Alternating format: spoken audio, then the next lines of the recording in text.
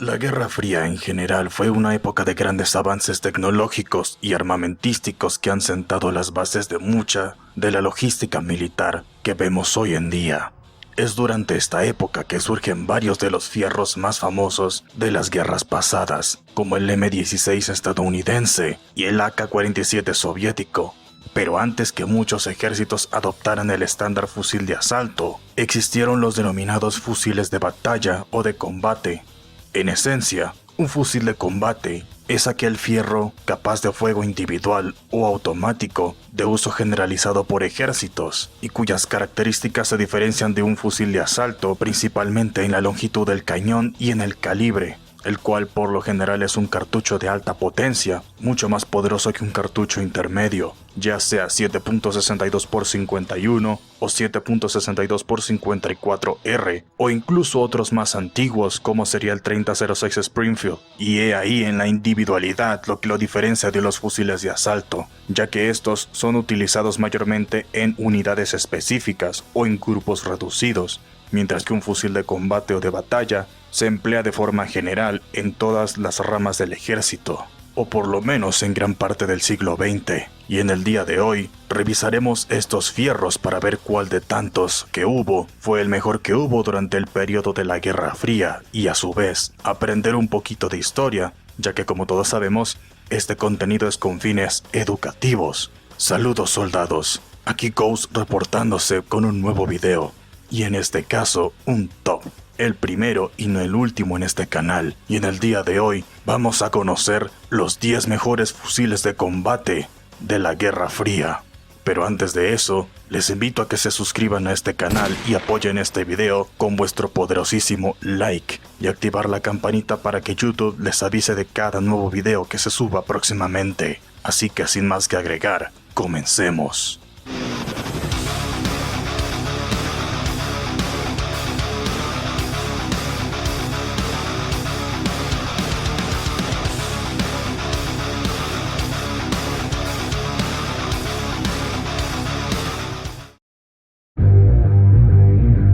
Número 10. Howa Type 64 o Howa Tipo 64. Probablemente nunca hayan oído hablar de este fierro, o tan siquiera que Japón producía sus propios fierros. Lo cierto es que el origen de este se debe a que con el creciente auge del comunismo en Asia durante el siglo XX, principalmente en Corea del Norte, China, Vietnam y obviamente la Unión Soviética, y tomando en cuenta que Japón estaba rodeado por todos estos cabrones, Estados Unidos y la ONU presionaron al gobierno nipón a tomar medidas para prepararse en caso de una hipotética invasión al país por parte de los comunistas. Invasión que obviamente nunca llegó, pero bueno, era mejor prevenir que lamentar. Y nuevamente, fue una época de mucha paranoia y miedo, razón por la cual Japón decidió reactivar su industria militar, creando así el nuevo fusil de combate estándar Howa Tipo 64, desarrollado por Howa Machinery y adoptado en 1964. Es especial ya que es un arma adaptada a la contextura de los soldados japoneses, quienes son personas pequeñas y con menos fuerza que un occidental, y estamos hablando de gente que no está acostumbrada a sostener fierros en general, pero el Tipo 64 estaba construido con un mecanismo especial que reducía el retroceso a pesar de usar un cartucho poderoso, el 7.62 x 51. Pero ojito, la trampa aquí es que los 7.62 producidos en Japón tenían una carga de pólvora ligeramente menor, lo que reducía su alcance ligeramente, razón por la cual los japoneses podían manejarlo a pesar de utilizar un cartucho de alto poder. Lo malo de este fierro, y el por qué está de último en la lista, es que solo fue usado exclusivamente por el país nipón y para un tipo de individuos únicos y específicos, además de la dificultad de manejarlo en fuego automático, y no poseía un freno de boca eficiente que mitigue los gases de la deflagración, y sumando a su ergonomía pobre a comparación de los fusiles occidentales, y no poseer controles ambidiestros, lo dejan como un fierro muy de nicho, siendo reemplazado a finales de los 80 por el Howa Tipo 89 en 5.56 milímetros. Número 9. MAS 4956. Y hablando de diseños deficientes, los franceses no se quisieron quedar atrás. El MAS 49-56 es obviamente la evolución del ya existente MAS 49, que era el fusil estándar del ejército francés luego de la WW2, if you know what I mean. Este fierro utilizaba el cartucho 7.5 x 55 francés, aunque existieron y existen versiones en calibre 7.62 x 51, y lo característico de este no es solo su diseño rústico, sino su alza ajustable y punto frontal que servía como mira para lanzagranadas, porque sí, este era compatible con las granadas de fusil, sin necesidad de equiparle accesorios o cambiar la bocacha. Y que si no saben qué rayos es una granada de fusil, pues en el video del FAL lo explico de manera más rápida. Así que sí, mejor vayan a ver ese video. Otras ventajas que tenía era que su diseño robusto y simple lo hacía fácil de mantener en batalla, y era fiable en condiciones adversas, siendo probado en Asia y África. El MAS 49-56 como tal no es un mal fierro. Su potencia era aceptable y cumplía con su propósito. Pero... el problema y el por qué está tan abajo es porque su tiempo de vida fue muy alargado, más de la cuenta, ya que Francia, sabiendo que sus vecinos estaban adoptando el FAL como nuevo fusil estándar, este quiso hacerse el único y diferente, copiando a lo de los Estados Unidos y apostar por la infraestructura local, para no depender de exportaciones e industria extranjera. Intentaron crear otros prototipos de fusiles a lo largo de los años, pero dichos prototipos eran poco funcionales, por no decir que eran horrendos. Creo que podríamos abarcarlos en un video aparte si les interesa, pero además de ser más feos que pegarle una loli, lo cierto es que al final se quedaron con el MAS 49-56 y no adoptaron nada nuevo hasta los 80s, que por fin adoptaron el FAMAS como nuevo fusil estándar. Aunque el MAS 49-56 siguió siendo usado, pero como arma de reserva y para ceremonias, y se sabe que varios de estos fierros terminaron en Vietnam durante la guerra y en manos de fuerzas rebeldes en África. Otras desventajas a tomar en cuenta era que debido a su simpleza, dejaba poco o nada en capacidad de personalización o adopción de forma masiva fuera de Francia. Algunos de los modelos en 7.62 mm fallaban muchísimo y su sistema de gas no era regulable como el de otros fusiles de la época y poseía poca capacidad de munición en su cargador. Número 8. BM-59.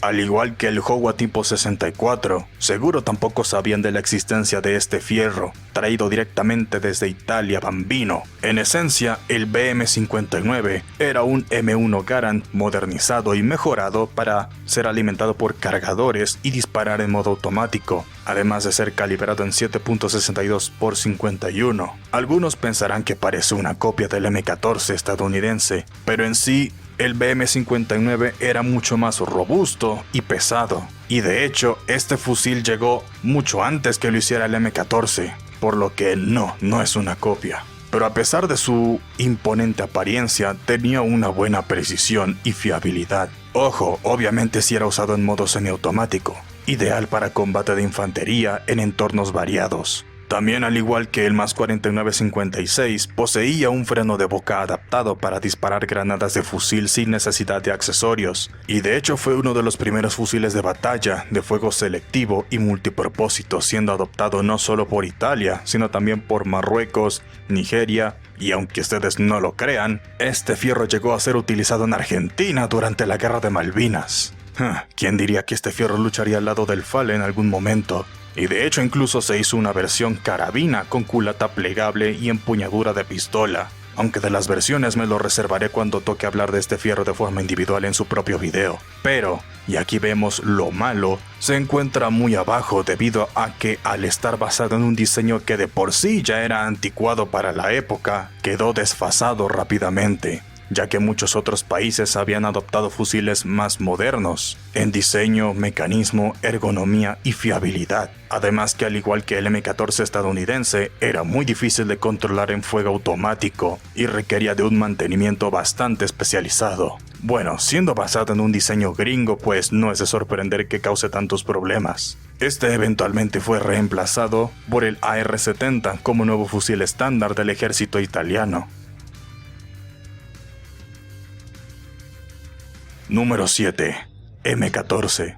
Y hablando del rey de Roma, la discordia absoluta, la oveja negra, el desgraciado, el M14, se sorprenderán de ver a tan icónico fierro tan abajo en la lista. Y antes de que salgan los Trump lovers a bardearme en comentarios de por qué dejé su tan precioso M14 tan abajo, déjenme papearlos primero.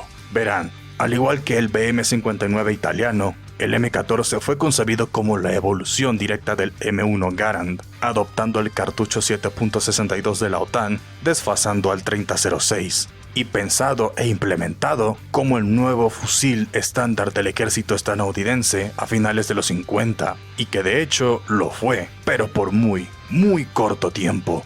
Y eso que no era como tal un mal fusil. De hecho, si se utiliza de forma correcta, es bastante preciso y confiable en condiciones no tan extremas, siendo más un excelente fusil de tirador designado que como fusil de infantería regular, existiendo en una versión especial para francotirador el M21, y siendo modernizado hasta nuestros días, terminando en su versión moderna el MK14 EBR, usado mayormente por unidades especiales. Y aunque las primeras versiones venían con selector de tiro entre automático y semiautomático, lo cierto es que en automático era muy difícil de controlar, incluso implementando un bípode y una empuñadura como en el caso de la versión E2 que se pensó como arma de apoyo general antes de la llegada del M60.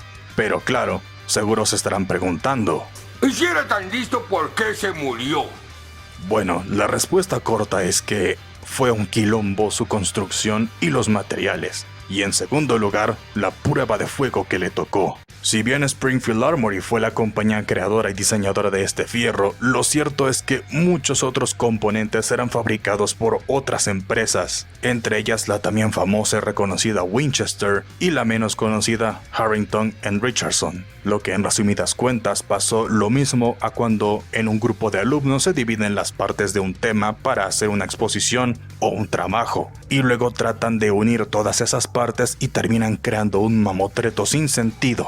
Bueno, algo así pasó con el M14, y en su caso, todo eso se resumió en pésimos componentes que deberían ser cambiados, ajustados y rediseñados constantemente, así como un desgaste rápido de los mismos, y ni hablar cuando le tocó ser puesto a prueba en Vietnam, donde el ambiente caluroso y húmedo fue su talón de Aquiles, pues el M14 era construido a base de madera, y usar madera en un entorno de jungla caluroso y húmedo, pues bueno, digamos que no terminó tan bien, y en medio del apuro tuvo que ser retirado y reemplazado casi por completo por el famoso M16, que más que famoso fue también infame, pero bajo sus propios términos. Claro, a lo largo de los años los errores de producción fueron corregidos y el arma fue mejorada con los años, y que si bien no tuvo su rol principal como rifle de infantería principal, sí quedó relegado a puestos secundarios, ya que como dije, si se utiliza de forma correcta, es un fusil excelente, pero más utilizado como un DMR o incluso como fusil de francotirador. Pero ojo, con todo esto no estamos desprestigiando a este fierro, pero tristemente las circunstancias a las que fue sometido no lo dejaron brillar como se esperaba, pero a pesar de esto se siguen utilizando versiones más modernas y ergonómicas a día de hoy. Número 6. Stange 57 o STG 57 para los compas. Y aquí es cuando entramos en cosas bien hechas. Y viniendo del país del chocolate, los relojes y los bancos utilizados por dictadores comunistas, pues no podíamos esperar menos. El Stange 57 fue concebido como una de las mejores piezas de ingeniería en armamento bastante avanzado durante su época, adoptado en 1957 en reemplazo del K-31, a pesar de su diseño algo tosco y pesado. Y cuando decimos pesado es pesado, ya que cargado pesaba hasta 6.5 kilos, mucho más que un FN FAL cargado. Pero a pesar de esto, era increíblemente preciso, gracias a su mecanismo de retardo por rodillos y esa misma construcción robusta, además del poderoso cartucho 7.5 x 55 suizo, ligeramente más largo y potente que un 7.62 x 51. Tenía un alcance de entre 650 hasta 800 metros. Realmente se nota la altísima calidad de construcción de este fierro. Incluso se le podía incluir ópticas para hacerlo hacerlo aún más preciso y también poder utilizarse con granadas de fusil sin mecanismos externos. A pesar de poseer fuego selectivo, era mucho más comúnmente utilizado en fuego semiautomático. Pero claro, no todo es miel sobre hojuelas, pues este fierro estaba tan roto y estaba tan chetadísimo que era su talón de Aquiles. Esa misma construcción. Debido a esta misma construcción pesada, era poco práctico para ser utilizado y desplazado en largas distancias, ya que imagínense por ejemplo tener que cargar con un fierro de más de 7 kilos encima del hombro, sumado al equipo que ya llevas encima, en medio de un desierto. Nada práctico, obviamente. Además de que por la misma extrema calidad de sus materiales y construcción era costosísimo de producir, razón por la cual su adopción se vio truncada fuera de su país natal, al menos en su versión original de 7.5 milímetros, a diferencia de otros fusiles de la época como el FAL y el G3, quedando desfasado y anticuado rápidamente. Y a pesar de que existió una versión de exportación adoptada por países como Chile y Bolivia y otros demás, lo cierto es que dicha versión era ligeramente inferior en cuanto a materiales y calibre. Y si bien no fue como tal un mal fierro, de hecho, es uno de los mejores que han existido, no cabe duda que quizás su perfección fue lo mismo que lo hizo caer muy rápido, siendo actualmente reemplazado por el Stangevan 90, o bueno, SG550, como lo conocemos en el resto del mundo. Y llegando a la mitad del conteo, aquí llegamos a la cream de los fusiles de combate de la Guerra Fría. Y aprovechando también de recordarles que si les está gustando este contenido, no olviden dejar su like y suscribirse para más videos. O si no, vendrá Hudson y lo sentará en la silla a preguntarle por los números durante horas. Bien, continuemos. Número 5. Armalite AR-10. Este es quizá el fusil de combate más infravalorado de la historia, ya que su descendiente directo fue más reconocido, pero como dice el dicho, el que no conoce a Dios a cualquier santo le reza. De la mano del gran Eugene Stoner, el AR-10 sentaría las bases de muchos rifles de asalto modernos, sobre todo del que es ahora uno de los más famosos, por no decir el más famoso, el M16. Pero en el caso del AR-10, a pesar de utilizar un cartucho de alta potencia, empleaba aleaciones de aluminio, fibra de vidrio y materiales sintéticos, lo que reducía su peso haciéndolo increíblemente liviano, pesando entre 3.3 a 4.2 kilogramos, marcando un cambio radical en la fabricación de fierros, y siendo todas sus innovaciones y su diseño avanzado para su tiempo, lo que lo llevó a su futuro inacabado, pues sí, era demasiado avanzado, pues muchos ejércitos no se sentían en la confianza de adoptar materiales nuevos, aunque más que confianza se trata de preparación, pues pasar de esto a esto no es un proceso sencillo, es un proceso tardado y que se debe hacer progresivamente y no de golpe, siendo la excepción Estados Unidos, ya que la transición del M14 al M16 fue más por urgencia y obligación.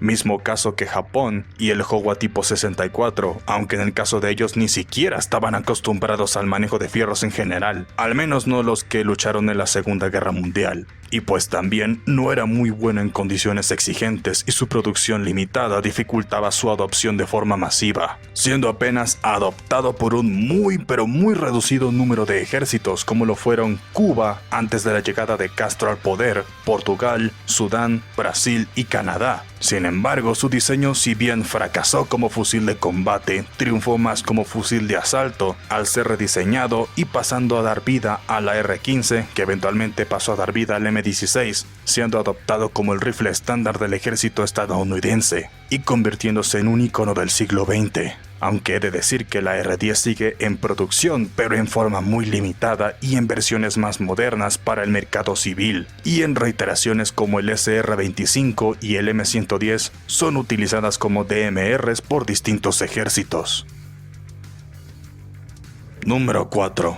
SIG SG542. Y volvemos con nuestros amigos suizos con otra pieza de ingeniería de alta calidad, pero en una versión mucho más amigable y moderna. El SG-542 es la versión fusil de batalla del SG-540, que a pesar de ser el del mismo tamaño y diseño, este utilizaba el 5.56 mm, lo que significa que era un fusil de asalto, y siendo el 542 la versión fusil de batalla de la que vamos a centrarnos. Este fusil, más que para ser usado con su propio país de origen, fue concebido más para la exportación, algo así como lo que hizo Alemania con el HK-33, que fue más un arma de exportación a otros países que para adopción con su propio país, a pesar de que perfectamente pudieron haberlo adoptado ellos, pero bueno. No hablaremos mucho de este fierro, ya que guarda casi todas las virtudes de su ingeniería suiza, como la que comparte con el STG-57, solo que en una presentación mucho más moderna y liviana. Y también la gran diferencia es que su mecanismo pasó de ser mecanismo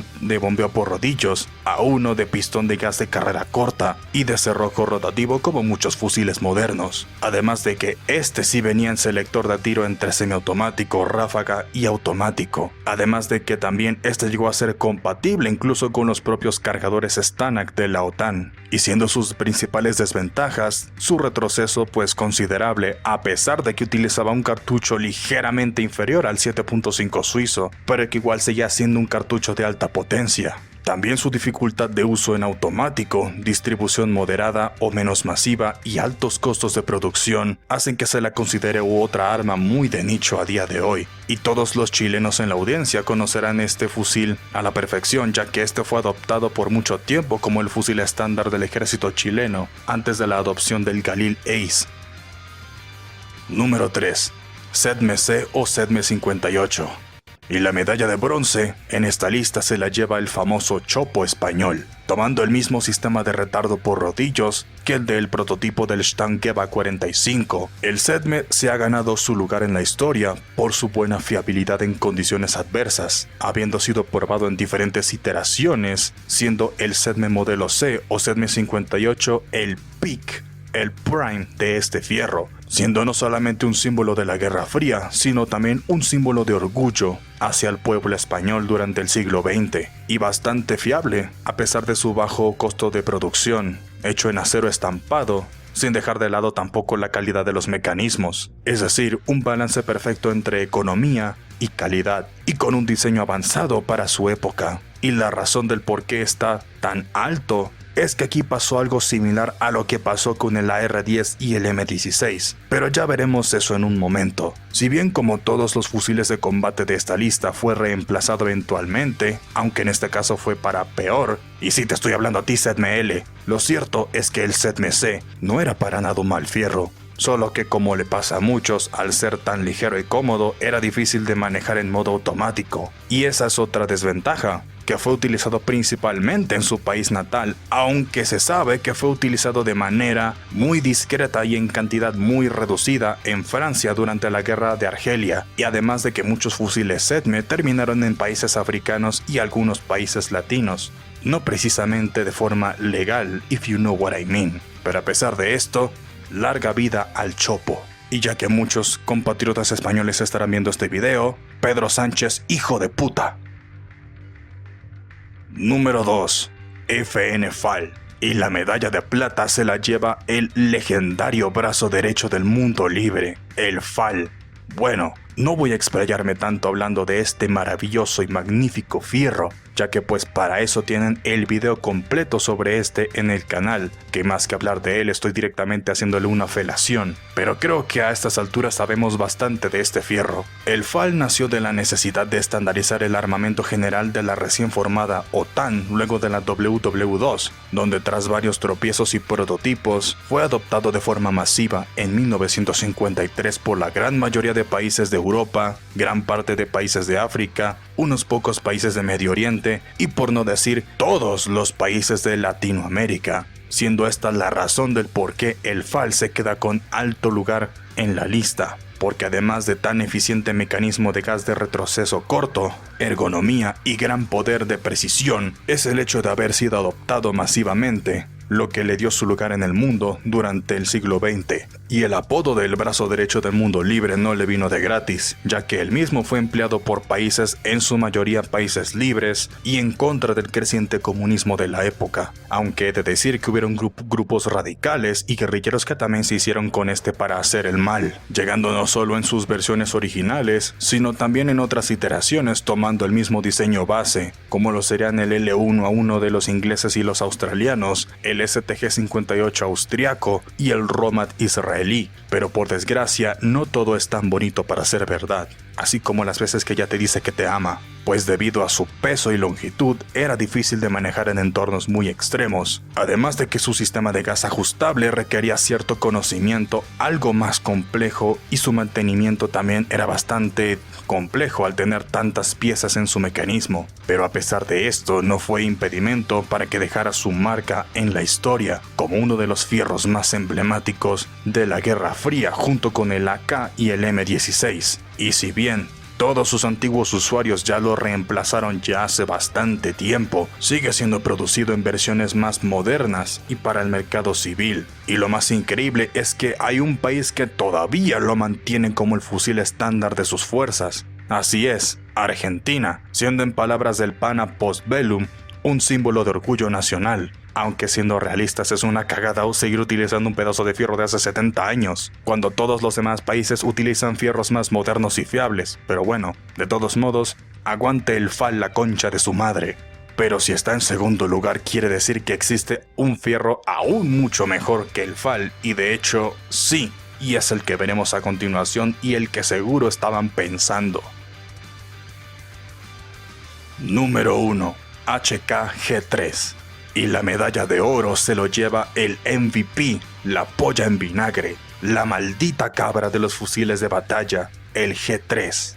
Habiendo nacido de la necesidad de Alemania Oeste de tener un fusil estándar para sus tropas, inicialmente adoptarían de manera muy breve el FAL en la versión G1, de la cual pues hablaré en el video de las versiones del FAL. Mayormente era utilizado por la Bundeswehr, la Guardia Fronteriza Alemana, pero debido a que Bélgica aún seguía resentida con el país, y no es para menos pues los invadieron 2 veces en menos de 40 años, los belgas no quisieron darle los permisos de fabricación local a los alemanes, por lo que ahí es cuando entran los españoles, que en unión con la reformada Heckler & Co. le permitieron utilizar su SEDME como modelo para crear su fusil propio, y de ahí nacería el G3. A esto me refería que fue un caso parecido entre la R10 y el M16, funcionando de la misma manera que el SEDME, un sistema de gas por rodillo sin operación por gas que lo hacía increíblemente fiable aún sometido al barro, lluvia y calor extremo.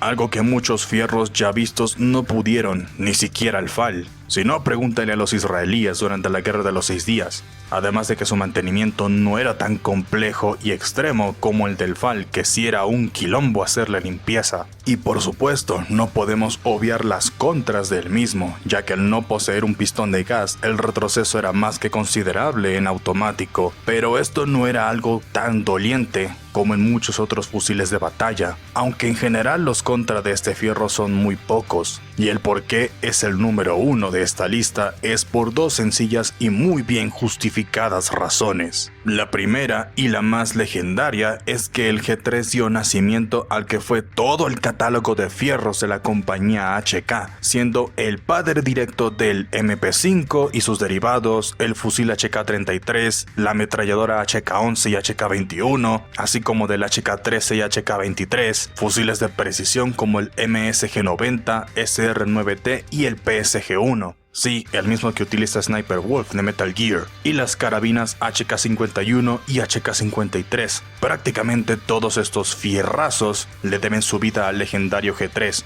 Y la otra razón es que a pesar de tener más de 70 años encima, lo cierto es que el diseño del G3 no es tan desfasado, ni mucho menos se ve anticuado incluso para los estándares modernos, por lo cual el G3 increíblemente sigue en servicio activo, no en uno sino en varios países, principalmente en Europa del Este y países bálticos, donde finge aún como fusil estándar en manos de alguno que otro operador y como fusil de tirador designado, con adaptaciones modernas como culatas ajustables y rieles Picatinny para accesorios, lo cual es una metida bien profunda para el FAL en ese sentido. Y por esto y más, el G3 no planea retirarse pronto y es gracias a este que HK se ha posicionado como una de las mejores compañías de fierros del mundo. Así que, ahí lo tienen amigos, el mejor fusil de combate de la historia. That's what I'm talking about! That's why he's the MVP! That's why he's the GOAT! The GOAT! Y ese sería el video del día de hoy. ¿Cuál de todos estos fierros ha sido tu favorito? ¿Y por qué? ¿O por qué crees que uno u otro debería estar más arriba o más abajo? Déjenme saber sus opiniones aquí abajo en la caja de comentarios con el debido respeto. Y eso ha sido todo por hoy. Si les ha gustado este contenido, no olviden regalarme su like y suscribirse para que Gas los visite esta noche. No ese Gas, ese es puto. Este es el cabrón. Y dejarme sus sugerencias de otros tops que les gustaría ver y de otros videos. Y también habrá. Así que sin más que agregar, aquí se despide Ghost y nos vemos en la próxima.